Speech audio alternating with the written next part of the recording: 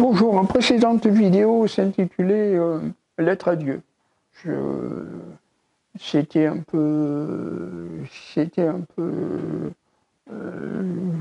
j'étais pas dans tout à fait, je n'ai pas changé d'être d'ailleurs, toujours sous l'effet de la peine du décès de ma femme, de mon épouse. J'étais toujours sous cette peine-là.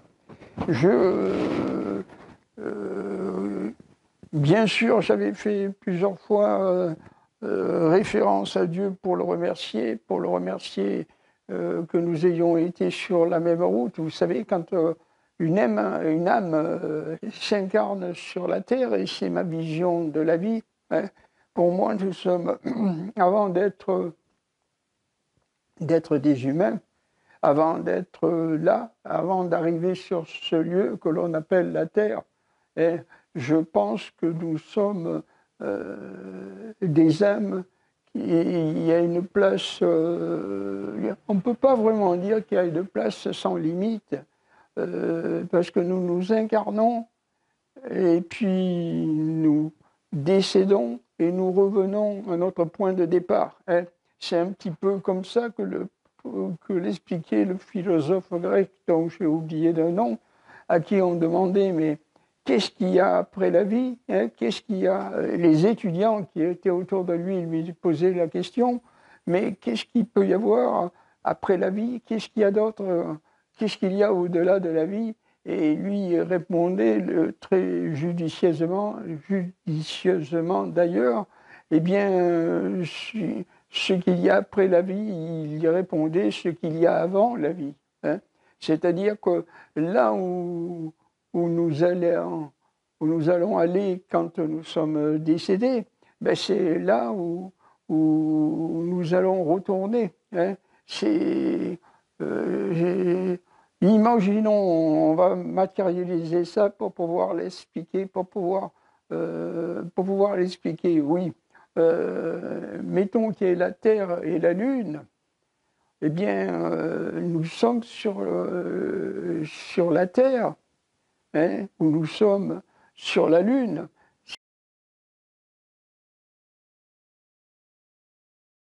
Si vous préférez, eh bien, quand nous allons sur Terre, nous nous incarnons et nous finissons nous aboutissons à là où est la Terre. Et quand nous décédons, ben, nous retournons, nous venons. Hein. C'est un parcours très binaire, très simple à comprendre, et c'est pourtant le parcours que nous parcourons. Hein, Nous,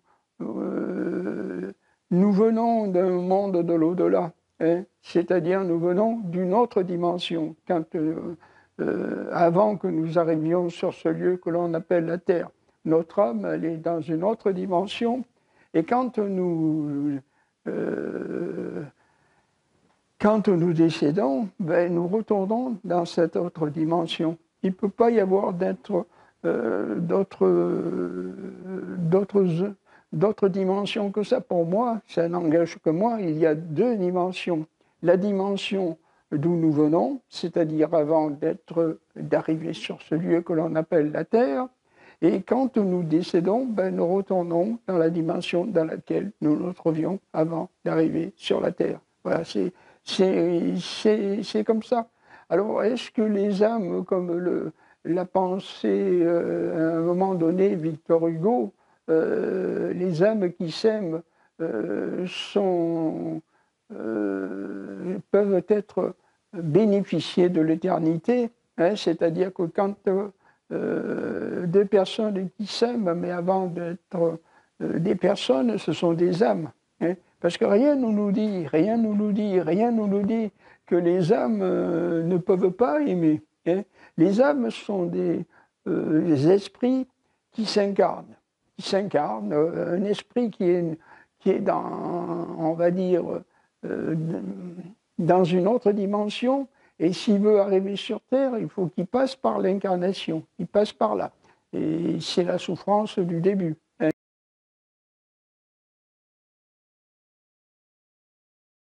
Si l'incarnation se passe bien, eh bien l'être va vivre, il pourrait avoir des ennuis quand même, mais il pourrait vivre aussi.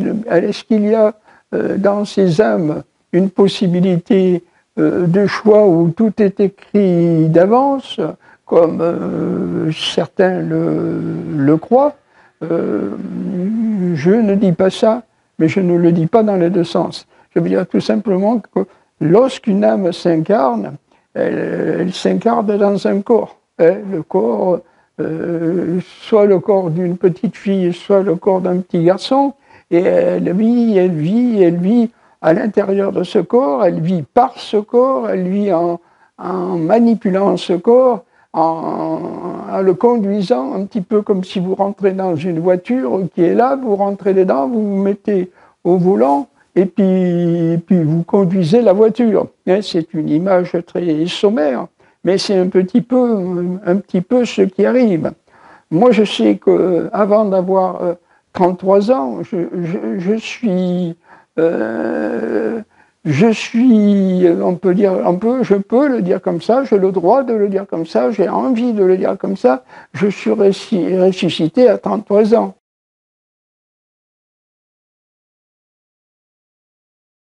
Autrement dit, je suis né à 33 ans. Avant 33 ans, je vivais pas. Je vivais pas, je marchais, je causais, je mangeais, je faisais tout ce qu'on fait lorsqu'on est dans un corps, lorsqu'une âme se trouve dans un corps. Et ce qu'elle fait, elle le fait, mais moi j'avais le sentiment que rien ne m'intéressait, qu'absolument rien ne m'intéressait, qu'absolument rien ne m'intéressait. Je ne dis pas que j'avais raison d'être comme ça, sûrement que je n'avais pas raison de faire comme ça, mais c'était plus fort que moi, c'était plus fort que moi. Le monde dans lequel j'avais abouti, d'abord j'étais ailleurs certainement, j'ai la conviction, plus je vieillis et plus j'ai la conviction, plus je me rappelle de celui que j'étais avant, que j'étais avant ma naissance. Avant ma naissance, j'étais une âme qui avait bien envie d'aller de subir une incarnation et de venir sur la terre. Mais ce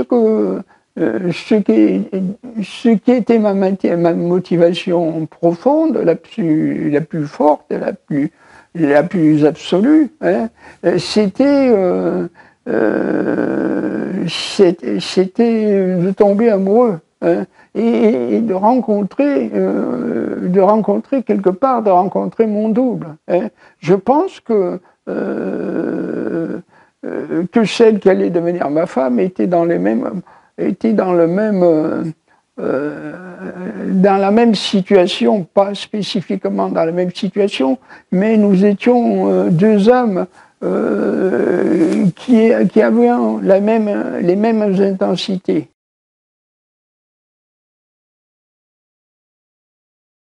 Les mêmes vibrations. Elle de son côté, dans son univers, et moi dans le mien. Tous les deux, nous étions deux âmes qui nous étions incarnées. Elle avait fui sa situation, qui était comparable un peu au film Les femmes du 6e étage. Elle avait fui sa situation, et moi, j'avais aussi fui mon désœuvrement. J'étais parti à la montagne me reposer parce que je fuyais mon désœuvrement et la vie n'avait aucun sens pour moi, absolument aucun sens. Et quand il est arrivé l'âge de 33 ans, j'ai fait comme le Christ, pour moi, je me considérais enterré. Et il n'y avait pas de différence entre quelqu'un de mort et moi. Il n'y en avait pas de différence. J'étais une sorte de mort vivant qui vivait sans vivre. Et quand est arrivé cet âge de 33 ans, par la magie de l'amour, on va dire, par la magie de la rencontre, hein, j'ai ressuscité. La force de l'amour peut tout créer, la force de l'amour, absolument tout. À l'âge de 33 ans, j'ai ressuscité quand il est apparu sur le chemin de ma vie, sur ce chemin de désœuvrement, celle à qui j'allais demander, j'allais proposer de devenir ma femme, j'allais proposer de m'épouser.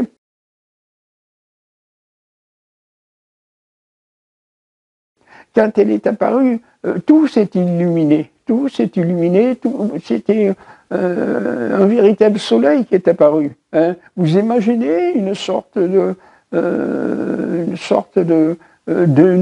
nuit permanente, sans jamais autre chose qu'une nuit permanente, que vous marchez dans la rue comme un zombie qui ne sait pas qui marche, mais qui n'est pas là. Hein, et que d'un seul coup, comme, on va dire, comme un miracle, on pourrait dire, hein, et d'ailleurs en le disant, je n'exagère pas, j'ai rencontré celle qui allait devenir ma femme, tout s'est illuminé, hein, et la lumière a duré jusqu'au dernier jour de sa vie. Dernier jour de sa vie. Quand elle s'est éteinte au mois de juin 2023, ma vie a recommencé à tomber dans le sombre, dans le sombre. Je sais, je peux remercier l'Éternel de m'avoir permis cette grâce, je ne sais pas si je méritais, peut-être que je ne la méritais pas, parce que j'avais plein de défauts. Hein. C'est important, lorsqu'on a fait une marche initiatique,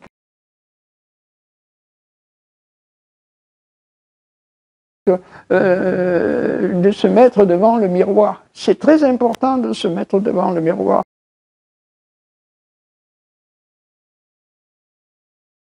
Et de regarder celui qu'on est, hein, de le regarder, non pas pour voir si on est bien coiffé, ou si on est propre, ou si on a la cravate bien mise, non, bien sûr que non. De regarder son soi, de regarder son moi, hein, son moi, essayer de le regarder avec le plus d'intensité possible, et de voir celui que nous sommes, hein, de le voir en profondeur. Hein. C'est ça qui est important. Hein. Et quand j'ai connu ma femme, tout s'est éclairé. Je ne dis pas que j'ai fait tout ce qu'il fallait à ce moment-là. C'est peut-être pour ça que j'ai eu cette condamnation. Est-ce que j'ai eu une condamnation lorsque je considère que en 1981, hein, cette année qui pour moi est l'année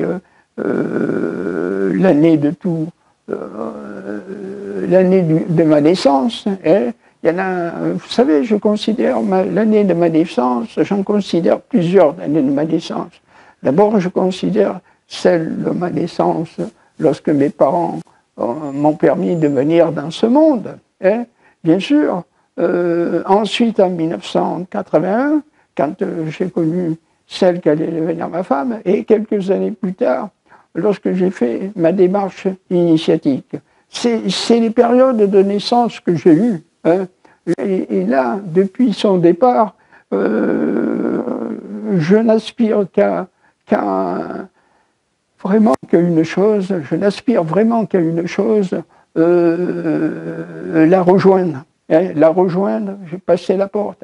Alors, il y en a qui pensent que le matériel a de l'importance. Moi, je suis de ceux qui pensent que le matériel est un mirage. Que le matériel est un mirage. Que ce n'est pas parce que nous allons construire une machine et qu'elle va nous transporter sur la Lune, sur Mars, sur Jupiter, sur Vénus, sur Saturne, sur Vénus, que nous découvrions, que nous arriverons à découvrir quelque chose. Pour moi, ce n'est pas le parcours. Hein. Penser que des entités extraterrestres sont arrivées sur Terre et nous ont apporté, on va dire, l'intelligence, hein, un petit peu comme dans le film, qui pour moi n'est pas un chef-d'œuvre, 2001 de l'Odyssée de l'espace. Hein, pourtant, l'imagination, c'est permis, l'imagination. Hein. Grâce à l'imagination, on peut aller très loin. Hein. L'imagination, c'est important. Hein. Et justement, dans ce film, qu'est-ce qu'on voit? Qu'est-ce qu'on voit? Qu'est-ce qu'on voit? Par le parcours matérialiste. Hein. C'est un parcours matérialiste. C'est une vue matérialiste. Hein. Et je dirais même que c'est peut-être une vue athée, hein, de l'athéisme. Hein. Pour moi, vous savez, le parcours initiatique, il a deux versants. Hein. Le parcours initiatique que j'ai toujours poursuivi, hein, celui qui sort de la matière, hein, ou qui ne prend pas la matière comme le plus important, hein, et ceux qui pensent que la matière est très importante, qui sont branchés sur l'athéisme. Hein.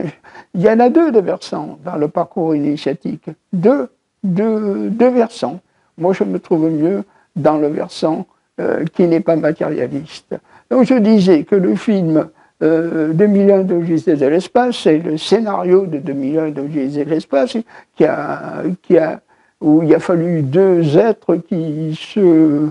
un instant, excusez-moi. Il a fallu deux êtres qui se mettent ensemble pour créer ce scénario. Je le trouve très pauvre d'esprit. Hein, parce qu'en somme, le matériel, qu'est-ce que ce scénario nous apporte? Hein? On voit des monolithes qui, à un moment donné, poussent sur la Terre comme des champignons.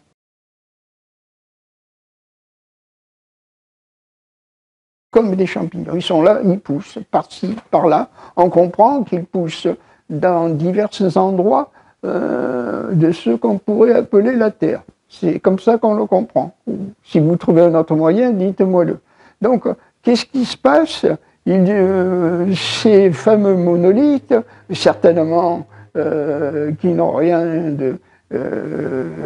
qui sont téléguidés, qui ont été amenés sur ce lieu que l'on appelle la Terre, mais on ne dit pas qui a amené ces monolithes, hein, on ne nous en parle pas. On les voit pousser comme des champignons. Il aurait été intéressant, moi je trouve, hein, que ça aurait été plus intelligent aussi de nous donner une indication qui a posé ces monolithes. Alors on peut supposer, on n'a pas beaucoup d'autres possibilités, que ce sont des entités extraterrestres, des extraterrestres finalement, qui ont fait déposer ces monolithes-là. Ils les ont posés comme des champignons sur la Terre, par-ci, par-là. Ils ont posé des monolithes. Et puis, qu'est-ce qu'ils ont fait? On ne sait pas. On ne sait pas. Ils ont posé les monolithes. Alors, on comprend très bien que ceux qui manipulent les monolithes ont la mission de chercher des mammifères ou des entités le plus intelligent possible ou le plus proche de l'être humain. Pourquoi d'ailleurs le plus proche de l'être humain? Mais enfin, passons. Et qui choisissent, ils choisissent au hasard ce qu'on pourrait dire des singes, et ils les poussent à la réflexion. Ils les poussent à la réflexion. Quand ils voient un os par terre, il prend un autre os et il tape dessus, il fait jusqu'à ce qu'il le fasse exploser.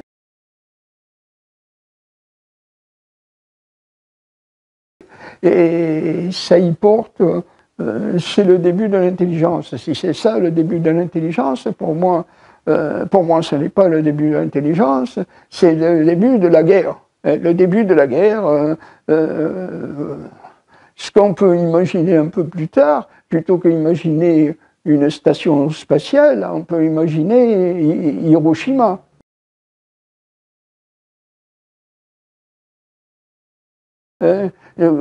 Voilà, Kawasaki, Hiroshima, enfin, on peut imaginer des endroits où la suite a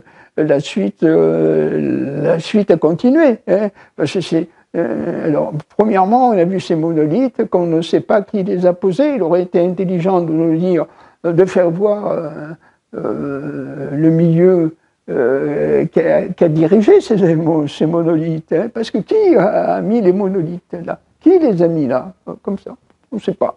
Sous-entendu, puisque vous voyez ces monolithes, vous pensez que ce sont des extraterrestres qui étaient sur des vaisseaux, moi je l'imagine comme ça, qui étaient sur des vaisseaux spatiaux et qui ont vu la Terre là comme ça. Tenez, on va choisir parmi ceux qui se présentent à nous. On va choisir, bon, ils ont choisi le singe parce que c'était le plus proche, on ne sait pas pourquoi. Enfin, pour moi, c'est un scénario c'est un budget très c'est un scénario affreux, parce que qu'est-ce qui inculque la guerre, parce que font quand l'intelligence est influée au singe, la première chose qui sert, c'est d'aller massacrer. D'aller paf, taper, paf,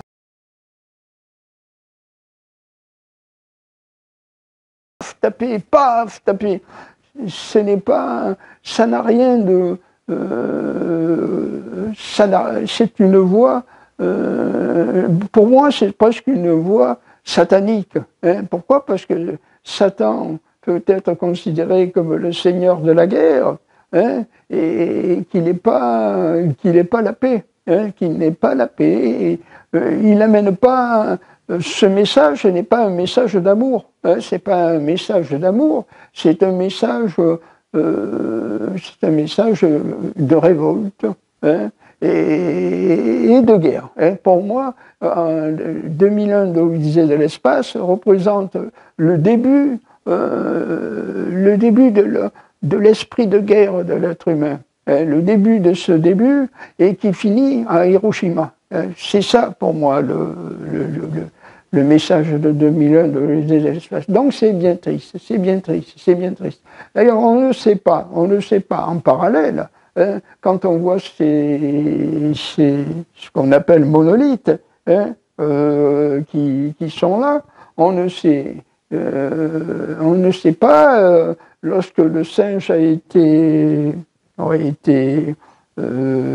on a permis au singe un parcours, hein, si ceux qui ont composé les monolithes sont toujours là, on ne faut pas se poser la question, on ne le sait pas. Enfin, pour moi, la vie ne passe pas par cette voie-là, hein, la voie de la matière. La voie de la matière, c'est comme ça va amener, et on l'a vu lorsqu'il y a eu la suite des missions Apollo, c'est la suite. Lorsque les missions Apollo ont été commencées, la finalité, ça a été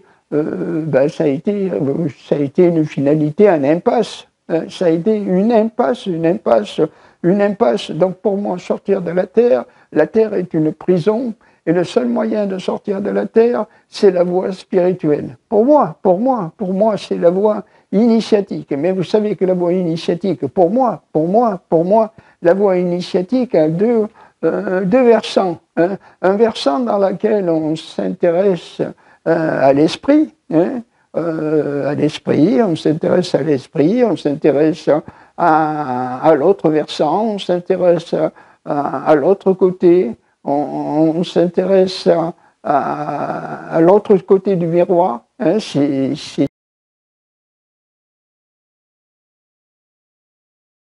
ça, pour moi, la voie initiatique qui est à suivre. Ce n'est pas celle de faire refaire les missions Apollo et d'envoyer sur Mars cette fois ou sur Vénus des êtres humains qui iront par un moyen matériel. Le moyen matériel ne porte à rien.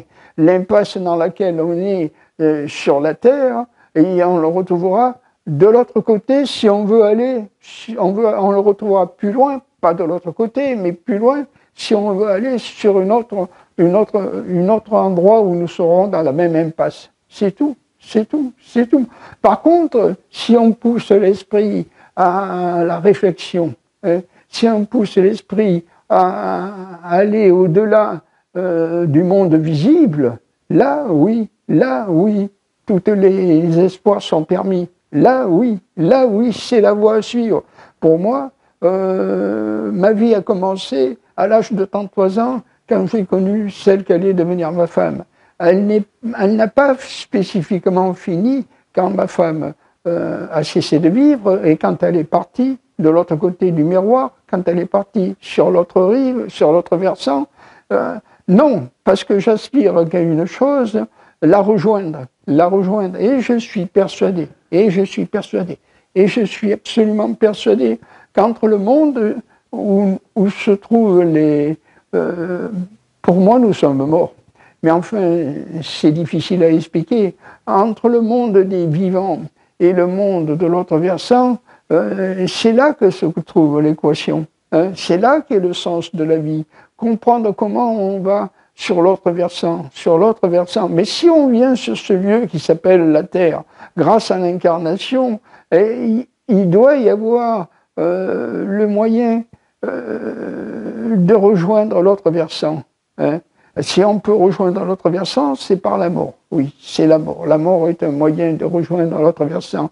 Mais je pense que si on est envoyé sur ce lieu que l'on appelle la Terre, ce n'est pas un hasard. Vous savez, comme moi, si vous avez suivi un chemin initiatique, qu'il n'y a pas de hasard. Il n'y a absolument aucun hasard. Il n'y a pas de hasard. Le hasard, ça n'existe pas. Pour nous, le hasard, ça n'existe pas. Et je pense que pour ceux qui n'en ont pas conscience, c'est pareil.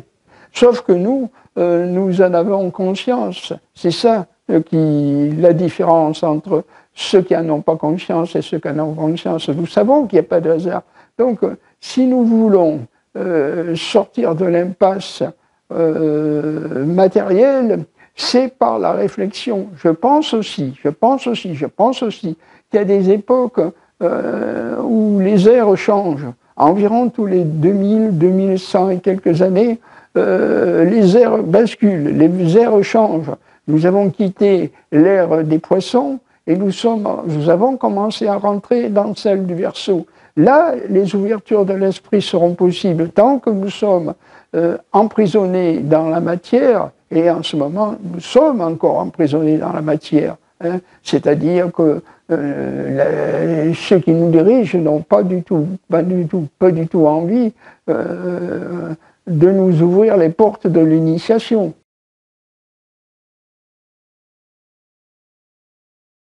Non, pas du tout, mais alors pas du tout envie.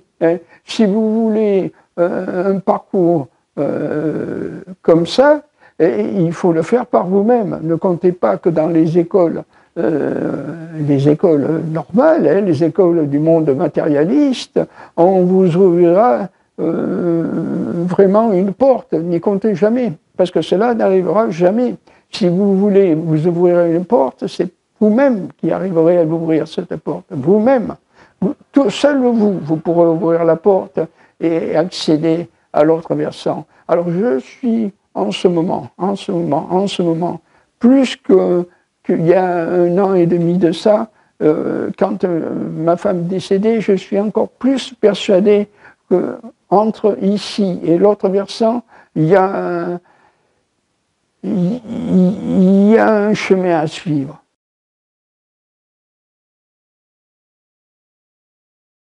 Il y a une liaison à faire entre les deux versants. Je ne pense pas, en disant ça, parce que c'est une impasse totale aussi, au film Contact. Et Dieu seul sait que j'aime beaucoup Jodie Foster. C'est, je crois, mon actrice préférée, parce qu'elle joue avec un talent immense, immense, immense, mais le film Contact nous mène à une impasse, à l'impasse matérialiste. Hein. Il nous mène à l'impasse d'avoir envoyé les fusées Apollo sur la Lune, de les avoir envoyés ou de ne pas les avoir envoyés d'ailleurs. Eh bien, se poser sur la Lune, mais comme il n'y a aucune possibilité par la matière, hein, s'il y a une possibilité, c'est par l'esprit, hein, pas par la matière. La matière est un monde, c'est une prison, la matière. Hein, et tant qu'on s'intéressera, tant que les esprits faibles s'intéresseront à la matière, ben, ils feront que accentuer leur prison. C'est tout, c'est tout, c'est tout. Parce que vous ne pouvez rien obtenir par la matière. Hein.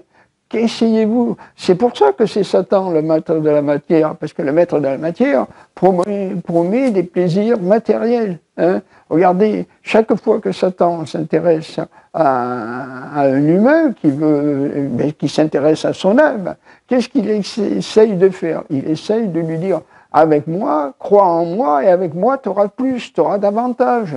Tu auras tout ce que tu veux. Regardez dans le film, ce film fantastique qui est La main du diable.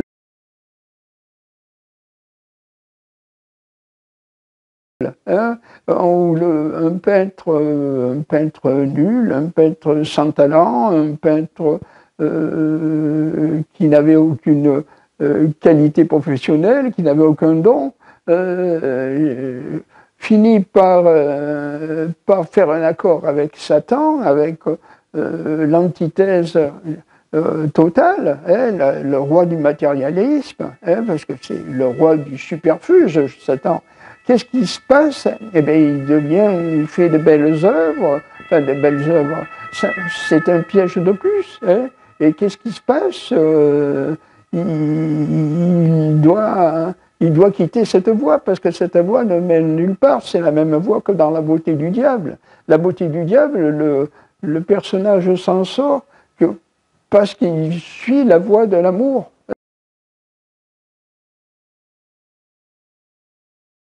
Hein, c'est tout, la voie de l'amour. L'amour, l'amour. Hein, c'est la seule voie qui mène quelque part. Si vous vous intéressez à la matière, vous irez nulle part. Si vous voulez, si vous considérez que la vie, que le piège de la matière a une valeur, ben, vous aboutirez dans une impasse. Hein. Je ne vous dis pas que tant qu'on est sur ce lieu que l'on appelle la Terre, la matière n'a pas une relative importance. Je ne vous dis pas ça. C'est vrai que tant qu'on est dans ce piège, tant qu'on est tombé par, on sait toujours, parce que c'est toujours pareil, hein, par la voie de la matière, tant qu'on est tombé sur Terre par la voie de la matière, on est obligé d'avoir un minimum de relation avec le monde de la matière. Obligé. C'est pour ça qu'il y a des points qui nous indiquent les indications principales. Hein. Par exemple, avoir de l'eau, avoir du pain, hein, avoir un minimum, mais pas plus que ce minimum. Au-delà de ce minimum, vous tombez dans le piège matériel. Le piège matériel ne mène nulle part. Nulle part. Nulle part.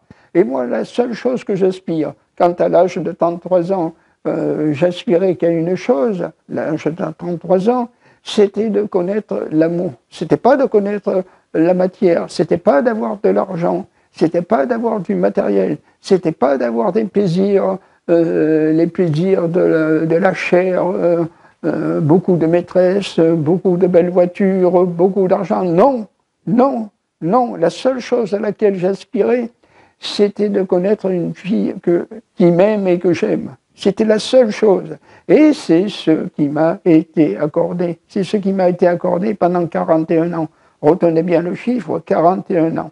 Eh bien, ça s'est arrêté en 2023, ça s'est arrêté pareil, au même moment que quand je l'avais rencontré 41 ans avant. Ça s'est arrêté, mais la seule chose à laquelle j'aspire, ce n'est pas de la matière, ce n'est pas d'autres amours.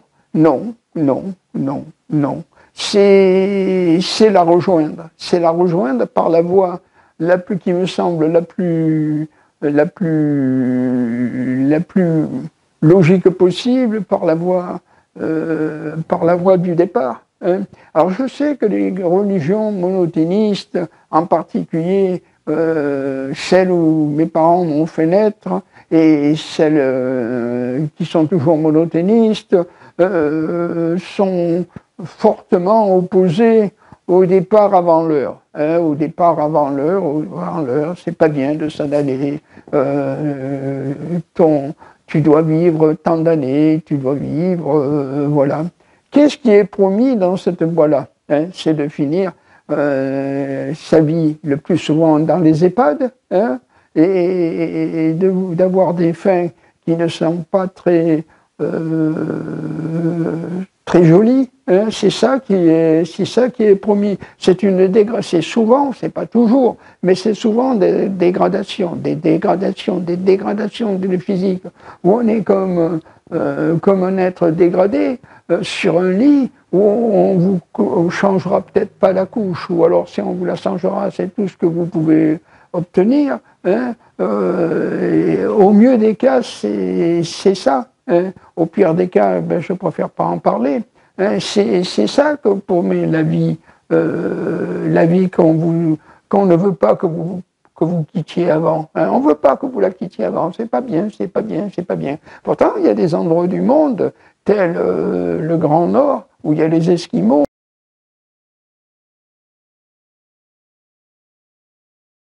qui s'en vont dans un endroit, et quand vient le grand froid, c'est le manteau du froid qui se met sur eux et qui les emporte sur l'autre versant, qui les emporte sur l'autre rive. Hein, c'est ça qui leur permet. Alors je soupçonne, hein, à mon âme et conscience, que, je l'ai déjà dit, mais encore ma vidéo, elle contiendra certainement en dessous le message officiel.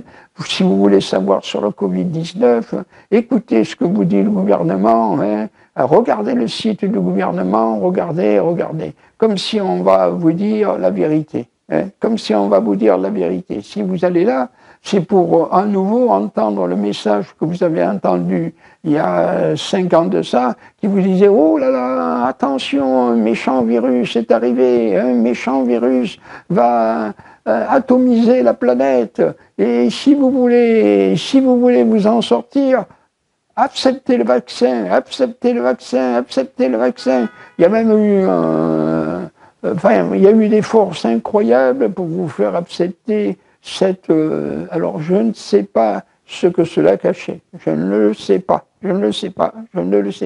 Ce que je sais, c'est que ma conscience, avec qui je discute parfois, hein, j'avais une voix intérieure qui me criait « Ne le fais pas, ne le fais pas, ne le fais pas, ne le crois pas, ne le crois pas, ne le crois pas ».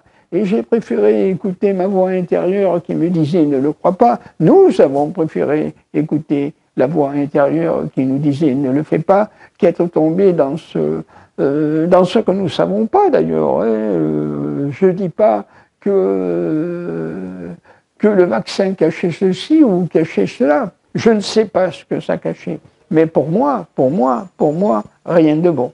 Bon, ma vidéo a été un peu spéciale aujourd'hui. Mais je voulais vous dire, et je vais revenir dessus, après je l'arrêterai, que la seule chose qui comptait pour moi, quand j'étais sur la Terre, enfin, quand j'étais là avant de connaître ma femme, c'était de la rencontrer. C'était la seule chose. Hein. J'aspirais pas à un monde matériel. J'ai jamais aspiré à un monde matériel. Jamais, jamais, jamais. Quand je l'ai rencontré, ça a été une lumière qui s'est allumée et qui a duré jusqu'à l'extinction de sa vie, où la lumière s'est arrêtée. Mais elle ne s'est pas arrêtée totalement. Ça a été un moment mieux qu'avant de la connaître. Mieux. D'abord parce que je l'avais connue et ça avait permis un éclairage sur ma vie. Et ensuite, parce que j'ai toujours au fond de moi, cette petite espérance qui me dit, tu la retrouveras. Je vous remercie.